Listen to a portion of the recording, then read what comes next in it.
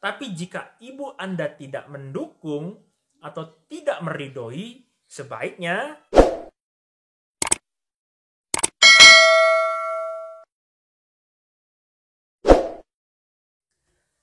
pagi. Assalamualaikum warahmatullahi wabarakatuh. Apa kabar sahabat-sahabat Bintang EP? Berjumpa lagi dengan saya. Saya yakin dan percaya sahabat-sahabat semua dalam keadaan sehat, sukses, bahagia, dan kaya raya selalu. Amin. Ada klien saya datang kepada saya untuk coaching and counseling kepada saya, sekalian terapi. Dan dia memiliki sebuah unek-unek atau stres ya, karena tidak memiliki jalan keluar. Bagaimana antara dia harus memilih suara seorang ibu atau suara seorang keluarga dari suami. Jadi klien saya ini perempuan, dia sedang mengandung dan sebentar lagi dalam waktu dekat mau melahirkan. Jadi klien saya bercerita kepada saya bahwa ibunya ini, ibu kandungnya ini tidak rela, tidak ikhlas jika dia membayar 5 juta rupiah untuk hajat adik iparnya. Karena apa? Di mata ibunya, gaji suami itu pas-pasan. Dan yang kedua, klien saya ini gajinya juga nggak seberapa, hanya sebagai seorang guru honorer yang pendapatannya tidak cukup besar.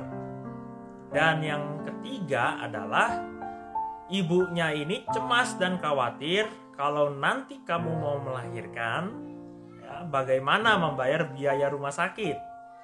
Jadi ibunya ini tidak ridho, tidak ikhlas, dan asuransi kesehatan dirinya pun juga tidak menjamin untuk bisa membayar clear keseluruhan rumah sakit saat nanti melahirkan.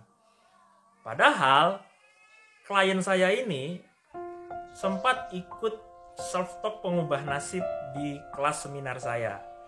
Dan dia orangnya selalu positive thinking, klien saya ini.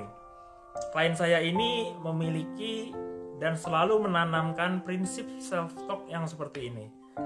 Kalau cuma 5 juta aja, Bu, saya itu bisa. Nanti juga ketika saya bayar hajat calon adik ipar saya 5 juta, nanti 5 juta itu entah bagaimana akan balik lagi ke saya. Tapi sayangnya teori self-talk yang dikomitmenkan atau difikirkan oleh klien saya ini itu dipatahkan oleh ibu kandungnya. Jadi beda persepsi jatuhnya ya. Jadi kalau nggak ngasih 5 juta nggak enak, apalagi sama suaminya dan adik iparnya. Tapi kalau dia ngasih, ya debat ya sama ibu kandungnya jadi apa ya, bisa dibilang kurang memperhatikan, kurang mau peduli lagi sama dirinya. Jadi dia di sini bingung nih posisinya, mau mendengarkan pihak keluarga suami atau mau mendengarkan suara ibunya, meskipun pihak keluarga suami tidak meminta secara buka-bukaan ya. Tapi ini adalah inisiatif dari hatinya klien saya sendiri. Ya kalau nggak ikut nyumbang 5 juta untuk membayar hajat demi calon adik iparnya yang mau menikah kan nggak enak gitu maksudnya. Jadi dia nanya ke saya ya seperti itu. Ini Pak Bintang bagaimana ini? Tolong kasih solusinya. Oke. Di sini saya jawab ya. Bagaimanapun sebagai anak Anda wajib taat, patuh kepada ibu. Apapun yang dikatakan ibu dan apapun yang menjadi keyakinan yang dilakukan oleh Anda itu semuanya benar adanya. Ingat, apapun keyakinan Anda semuanya benar adanya. Jadi apapun yang dikatakan oleh ibu adalah benar. Dan apa yang telah kamu sebagai anak dan sebagai istri dari suami kamu itu, yang sekarang ini kamu lakukan, itu juga benar. Tidak ada yang salah. Sebab masing-masing pasti memiliki tujuan yang positif. Di sini saya hanya ingin menyampaikan yang memang semestinya saya sampaikan kepada Anda. Dengan catatan, tidak ada kepentingan untuk pribadi saya membela siapapun. Yang penting adalah sebagai anak, Anda wajib tetap menghormati dan menghargai pendapat ibu. Jikapun ada perbedaan pendapat, sampaikan pendapat Anda dengan cara yang santun. Jangan pernah berbicara dengan intonasi tinggi, nada yang emosional negatif atau kurang nyaman didengar, nada yang sinis, sehingga menimbulkan perdebatan, memancing emosi, apalagi membantah kata-kata ibu. Meskipun Anda niatnya itu baik, mau membayar 5 juta untuk calon adik ipar Anda yang sebentar lagi mau menikah, tapi jika ibu Anda tidak mendukung atau tidak meridhoi, sebaiknya jangan dilakukan. Ada banyak cara untuk bisa membuat ibumu meridhoi dan niatmu jadi terlaksana. Pokoknya jangan pernah sekali-sekali kamu menunjukkan perlawanan, pembangkangan di depan ibu. Percaya deh, tidak ada kepentingan ibu kepada anaknya ya, kecuali hanya ingin melihat anaknya sukses, bahagia ya, dan bisa menjadi mapan. Tidak ada seorang ibu yang tidak sayang anak ya. Saya yakin ibumu sayang kepada kamu. Saya katakan begitu. Lalu saya katakan lagi. Jadi apapun yang Anda lakukan, Anda tetap membutuhkan ridho ibu. Intinya jangan pernah mengecewakan, melukai hati ibu. Ya, jangan pernah membantah ibu, membuat ibu sampai mengeluarkan air mata karena perdebatan Anda. Ya, atau karena beda persepsi saja meskipun Anda tidak melawan ya. Sebab surga dunia akhirat itu tuh semua tamengnya itu ada pada ibu kamu ya. Ada di ridho ibu.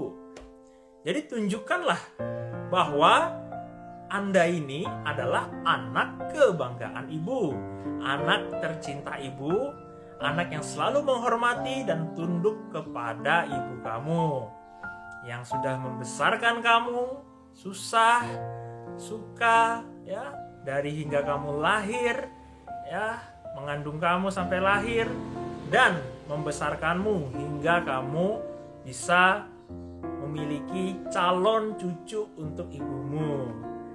Nah ini dimana-mana ya, buang jauh-jauh rasa kesal kamu, jengkel marah kamu, ya. Kamu memang tidak membantah kata-kata ibu, tidak memberikan kata-kata negatif, tapi rasa yang tidak nampak di sini itu perlu dibuang jauh-jauh, perlu disembuhkan, perlu berdamai dengan ibu kamu meskipun kamu sama ibu kamu beda persepsi mengenai self talk kamu, prinsip bahwa memang benar uang itu bisa datang lagi, kamu bayar 5 juta itu bukan apa-apa. Tapi yang saya inginkan adalah kamu bisa mencintai ibumu dengan setulus hati tanpa rasa beban. Jadi jangan buat hati ibu Anda sedih, karena sikap yang Anda tunjukkan di depannya itu bisa menjadi energi negatif, entah dalam wujud apapun yang nanti suatu saat akan datang kepada Anda. Jaga air mata ibu agar tidak jatuh karena kecewa dengan kamu, karena sikap perilaku kamu, ya. Kamu bisa menjaga air mata ibu kamu dengan senyuman kamu, hati yang ikhlas kamu. Jadi kita tidak bisa hanya memasang senyuman ekspresi saja, tapi hati juga kita pasang dengan rasa upgrade hati. Satu lagi, Anda harus bersyukur Anda masih punya ibu. Bayangkan berapa banyak anak-anak di luar sana yang tidak memiliki ibu. Dari kecil sampai ia dewasa, tidak memiliki seorang ibu, tidak memiliki seorang ayah, masa depannya sangat-sangat hancur. Ya, ini Anda harus bersyukur masuk ke dalam golongan yang masih memiliki orang tua. Jadi banyak orang di luar sana menyesali kepergian ibunya, ya, sebab ia tidak bisa lagi meminta doa dan ridho dari ibunya saat ibunya masih hidup di bumi ini. Rasulullah SAW pernah bersabda, kedudukan doa seorang ibu untuk anaknya laksana kedudukan doa seorang nabi untuk umatnya.